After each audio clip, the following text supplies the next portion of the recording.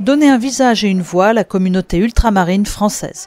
Voici le nouveau défi de la dynamique présidente de Franco-Caraïbes, Ania Ursulet.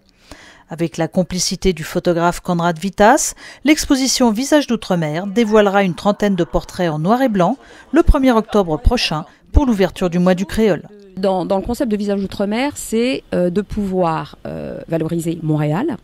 Deuxième chose, c'est de pouvoir témoigner de notre ancrage à Montréal parce que les gens sont appelés à être photographiés dans leur lieu préféré.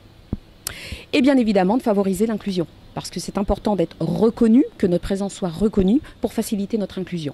L'initiatrice du projet, Joséphine, qui a vécu en Guadeloupe, a voulu mettre en valeur cette communauté qu'elle estime parfois invisible.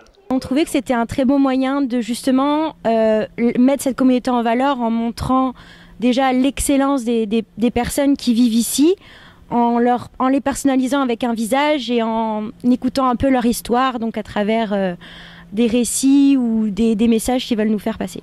D'ailleurs, l'un des modèles de Visages d'Outre-mer, Emeline, originaire de Guadeloupe et de Dordogne, a créé Les Incompétents en 2014, un studio de mode masculine.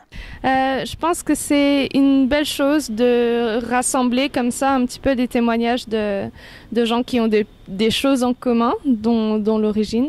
Et puis je trouve que c'est un beau projet, donc c'est pour ça que j'ai voulu y participer.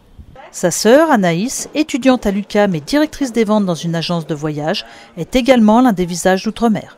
Elle apprécie particulièrement la vie à Montréal. Ce qui est bien à Montréal, c'est que justement, on retrouve des personnes de la même origine, que ce soit caribéennes, même des Haïtiens. Donc je trouve que c'est cool de pouvoir retrouver des personnes qui partagent la même culture.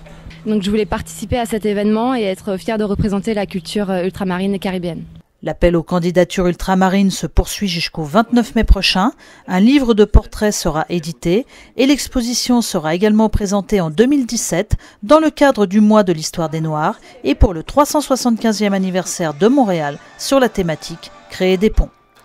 Un reportage de Nathalie Simon-Claire et Jeanne Bouchel à Montréal pour l'Outarde Libéré.